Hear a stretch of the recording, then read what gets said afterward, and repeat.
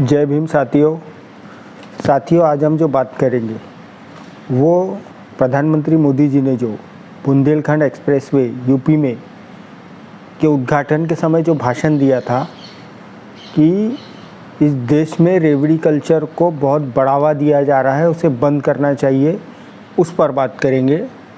साथियों ये छोटी बात नहीं है। प्रधानमंत्री जिस रेवड़ी कल्चर की बात कर रहे हैं, ये रेवड़ी कल्चर केवल वो नहीं है जो वो जनता को या मीडिया जो आप लोगों को बता रहा है कि आप वाले दिल्ली में 200 यूनिट बिजली और कुछ 50 यूनिट पानी आपको फ्री दे रहे हैं। ये रेवड़ी कल्चर वो उसकी बात नहीं कर रहे हैं। प्रधानमंत्री जैसा कि जानते हैं, अरविंद केजरीवाल ने यही मुफ्त की बिजली देने का वादा करके गुजरात में अपनी सरकार बना ली, तो इससे भाजपा काफ़ी परेशान है। लेकिन रेवड़ी कल्चर केवल लाइट और बिजली पर ख़त्म नहीं हो जाता है, इसकी एक बहुत लंबी फहरिस्त है जो मैं आपको बताता हूँ। सबसे पहले तो आपको ये एक और बात बता दूँ कि बीजेपी के नेता है अश्विनी कुमार उपाध्याय, वो सुप्रीम कोर्ट गए हुए हैं कि रेवड़ी कल्चर जो है देश में ख़त्म होना चाहिए। और केंद्र ने भी एक हलफनामा दायर करके, जो केंद्र के सॉलिसिटर जनरल है तुषार मेहता, उन्होंने कहा है कि रेवड़ी कल्चर ख़त्म होना चाहिए। और उन्होंने बाकायदा उनके स्टेटमेंट में ये भी कहा है कि चीज़ों को मुफ्त वितरण अनिवार्य रूप से भविष्य में आर्थिक आपदा की ओर ले जाती है और वोटर भी अपने वोट के अधिकार का प्रयोग एक सूचित बुद्धिमान निर्णय के रूप में नहीं कर सकता। मतलब उन्हें एक कहीं ना कहीं डर झलक रहा था कि अरविंद केजरीवाल की पार्टी आपने मुफ्त बिजली मुफ्त पानी का वादा किया और 2 जगह सत्ता बना ली, अब उन्हें गुजरात की चिंता खाई जा रही है। पर ये रेवड़ी कल्चर सिर्फ इतने पर ही ख़त्म नहीं होता है। ये रेवड़ी कल्चर की कहानी आपकी एजुकेशन तक जा सकती है। ये रेवड़ी कल्चर की जो मोदी जी बात कर रहे हैं और जो एक भाजपा के ही एक अश्विनी कुमार उपाध्याय, नाम से आप समझ गए होंगे ये किस वर्ण का है, वो सुप्रीम कोर्ट गया है और केंद्र ने उसका समर्थन किया है और उसकी याचिका को सुप्रीम कोर्ट ने भी एक्सेप्ट किया है कि रेवड़ी कल्चर के ऊपर कुछ फैसला दिए जाए।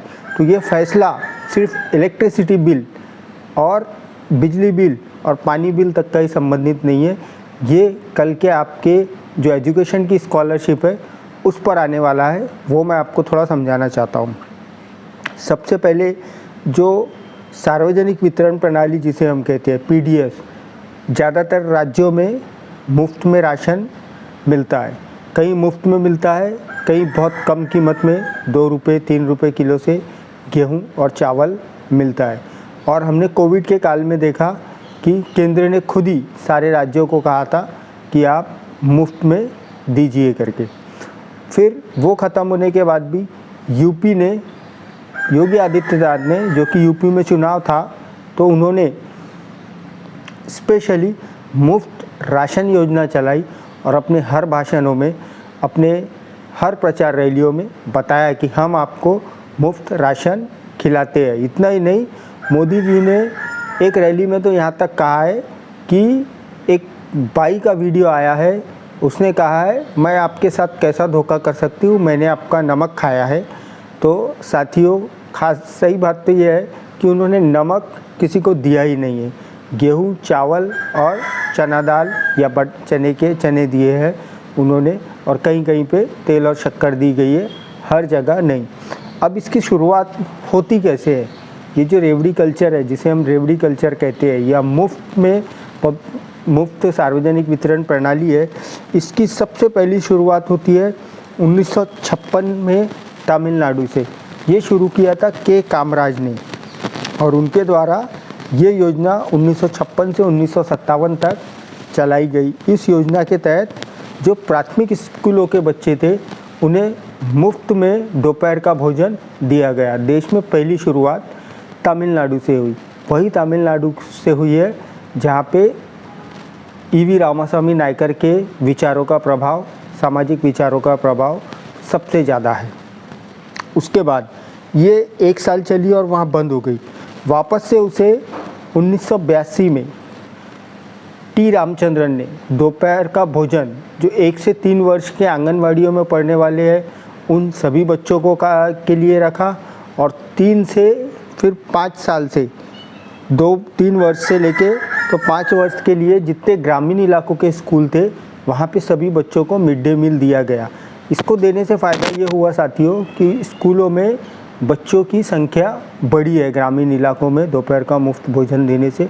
और 80 का दशक मुझे याद है कि हम बहुत छोटे थे, लेकिन जो पढ़ा है समझा है कि यहाँ हमारे महाराष्ट्र में आदरणीय शरद चंद्र पवार मुख्यमंत्री थे, तो हम जब आंगनवाड़ी में जाते थे तो हमको भी एक प्रकार का दूध मिलता था। वो फ्लेवर्ड दूध होता था, कभी वो मिल्क फ्लेवर होता था, कभी ऑरेंज, कभी एप्पल फ्लेवर होता था, वो आंगनवाड़ी में हमें मिलता था। तो समझिए कि देश के कई हिस्सों में तमिलनाडु की तर्ज पर मुफ्त में आपको स्कूल में एक टाइम का खाना दिया जाता है।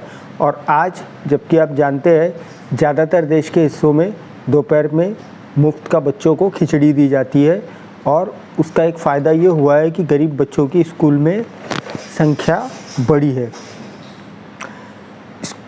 स्कूली बच्चे, और फिर जब ये सिस्टम कुछ राज्यों में चालू हुआ कि दोपहर का स्कूल के बच्चों को खाना दिया जाए, तो केंद्र ने 1995 में पूरे देश में ये लागू कर दिया कि हर स्कूल में दोपहर का प्राथमिक स्कूलों में मध्याह्न भोजन दिया जाए। तो ये राष्ट्रीय स्तर पर 1995 से लागू हुआ।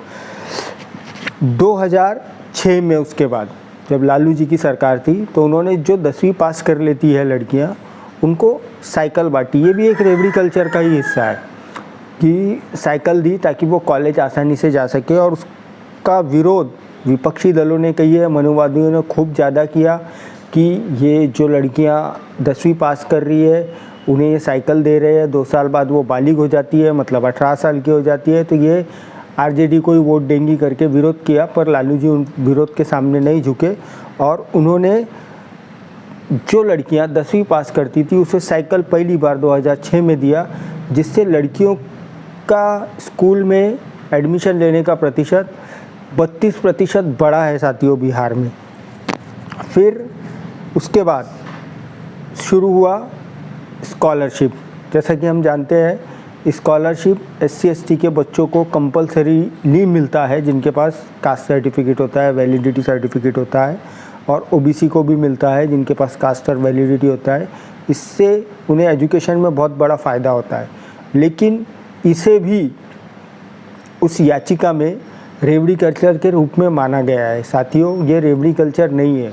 ये जो SC/ST के गरीब तबके के लोग हैं, OBC के गरीब तबके के लोग हैं, या अभी कई राज्यों में जो मुस्लिम स्टूडेंट को माइनॉरिटी स्कॉलरशिप मिलती है या वजीफ़ा मिलता है, ये गरीबों के लिए है ताकि इनका एजुकेशन में प्रमाण बढ़े।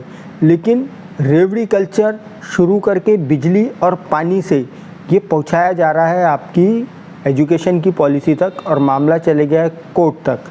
जैसा कि मैं अपने हर भाषणों में या अपनी जब भी बात रखता हूँ तो कहता हूँ कि केंद्र जो करना चाहती है वोट बैंक की राजनीति के कारण वो कर नहीं पाती है, तो वो सहारा लेती है फिर कोर्ट का कि देखो जी ये तो कोर्ट का आदेश है, हम क्या कर सकते हैं। बस मुझे भी लगता है कि आने वाले समय में भविष्य में कहीं ना कहीं SC/ST OBC और माइनॉरिटी के बच्चों को जो स्कॉलरशिप मिलती है, माइनॉरिटी को हर जगह नहीं मिलती है, कहीं कहीं मिलती है, वो उसको भी रेवड़ी कल्चर में मानकर उसे ख़त्म करने की ये एक साजिश है जो सुप्रीम कोर्ट में अश्विनी कुमार उपाध्याय ने, जो भाजपा एक नेता है, उसने केस डाला है। और वो कितना बड़ा हिंदुत्ववादी है आप जानते हैं। अब बात यहीं ख़त्म नहीं हो जाती कि राशन आपको दिया जाता है या स्कूलों में लैपटॉप दिया जाता है या टैब दिया जाता है पढ़ाई के लिए, बात यहीं ख़त्म नहीं हो जाती। रेवड़ी कल्चर में इन्होंने उस चीज़ को भी जोड़ा है जो किसानों का कर्ज माफ़ होता है, उसे भी रेवड़ी कल्चर के इसमें जोड़कर बताया गया है कि किसानों का जो कर्ज माफ़ होता है। साथियों किसानों की परिस्थिति हम जानते हैं इस देश में कैसी है। इस देश में हम किसान जो है मौसम पे निर्भर है। आज़ादी के 75वें अमृत महोत्सव वर्ष मनाने के बाद भी हम ये नहीं कह सकते कि हम सालाना खेती कर सकते हैं। कई एरिया जो है आज भी सूखे की चपेट में है, कई एरिया में आज भी बेहिसाब बाढ़ आती है। हम पानी का अभी तक का मेंटेनेंस नहीं कर पाए, हम किसानों को वो सुविधा नहीं दे पाए कि वो साल भर अपनी खेती कर सके। इरिगेशन की सुविधा या पाटबंधारी की सुविधा उनको नहीं उपलब्ध करा पाए।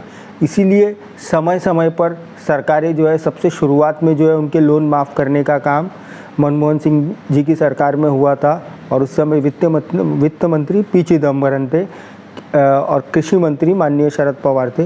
तो उस समय सबसे पहला किसानों का लोन माफ़ किया गया था, और वो लोन जो 15,000 या 20,000 लोन माफ़ करे, वो किसानों पे ऐसे आरोप नहीं लगा सकती, क्योंकि हमारे किसान मौसम की मार झेल रहे हैं, अति बारिश और सूखे की मार झेल रहे हैं, उन्हें हर चीज़ दुगने दाम पर मिल रही है। और मोदी जी ने जो वादा किया था कि 2022 तक हम उनकी आय दुगनी कर देंगे, दुगनी क्या, उन्हें अपनी आय के हिसाब से, मोदी जी के खुद गुजरात में आय के हिसाब से उन्हें लहसुन की अगर कीमत नहीं मिल रही तो वो बहाते हैं, प्याज की कीमत नहीं मिलती तो रास्ते में फेंक देते हैं, टमाटर की कीमत नहीं मिलती तो फेंक देते हैं। ये देश में किसानों के हाल है। तो उन्हें लोन माफ़ करना उनके भविष्य के लिए अच्छी चीज़ है, लेकिन भट्टाचार्य ने इसका, अरुंधति भट्टाचार्य ने विरोध किया था। अब कॉरपोरेट टैक्स 2019 में मोदी जी ने क्या एक चालाकी किया। कॉरपोरेट टैक्स जो कि 30% फ्लैट था, उसको घटाकर 22% कर दिया। उससे ये हुआ कि कॉरपोरेट को एक प्रोत्साहन मिला, और कॉरपोरेट का जो प्रॉफिट है वो 114% बढ़ गया। ये सरकारी आंकड़े हैं। और गवर्नमेंट का टैक्स जो है केवल 21% बढ़ा है, जो 114% के हिसाब से गवर्नमेंट का टैक्स भी 100% और बढ़ जाना चाहिए कॉरपोरेट का, वैसा गवर्नमेंट का बढ़ा नहीं है। और उसके बाद गवर्नमेंट ने जो है राइट ऑफ का एक तरीका निकाला है कि जो उनके पसंदीदा उद्योगपति होती है, जो उनकी पार्टी की विचारधारा को प्रमोट करने वाले उद्योगपति होते हैं, उनके लोन को वो माफ़ कर देते हैं। ठीक है। उसी प्रकार 2013 में, ये कांग्रेस का राज था उस समय, तब की बात है, डिप्टी गवर्नर केसी चंद्रन ने बताया था कि 2001 से लेकर 2013 के बीच लोन जो लिए गए हैं उसमें से केवल 20% ही वापस हुए हैं। मतलब 2001 से लेकर ये 13 सालों में या 14 सालों में कहिए। उसके बाद 2014 से 2018 तक का जितने लोन लिए गए, 2014 से मतलब मोदी जी के राज में, उसमें से केवल 14.2% ही वापस किया गया है। वो भी सरकारी बैंकों का, राष्ट्रीयकृत जो बैंक है उसका 14.2% वापस किया गया है उन उद्योगपतियों द्वारा, कॉरपोरेट द्वारा, और प्राइवेट बैंक का केवल 5% वापस किया गया है। तो जो रेवड़ी कल्चर के लिए अश्विनी उपाध्याय सुप्रीम कोर्ट गया है कि रेवड़ी कल्चर ख़त्म होना चाहिए, क्या उसमें ये मेंशन करेंगे कि उद्योगपतियों को मिलने वाली सुविधा भी ख़त्म होना चाहिए, उन्हें जो लोन राइट ऑफ होता है वो भी ख़त्म होना चाहिए, और उन्हें भी आम आदमी की तरह सिबिल के अनुसार लोन मिलना चाहिए। तेलंगाना की सरकार ने रायथू बंधु कार्यक्रम और उड़ीसा की सरकार ने कालिया योजना, जो प्रधानमंत्री किसान सम्मान योजना की तर्ज पर चलाया, और हर किसान परिवार को 6,000 रुपये सालाना, मतलब केंद्र के अलावा ये 2 राज्य है, तेलंगाना जिसने रायथू बंधु कार्यक्रम और एक उड़ीसा जिसने कालिया योजना के अंतर्गत हर किसान परिवार को 6,000 रुपये दिया। मैं कहता हूँ उन्हें देना चाहिए, वो हमारे पालन करता है, वो हमारे पोषण करता है।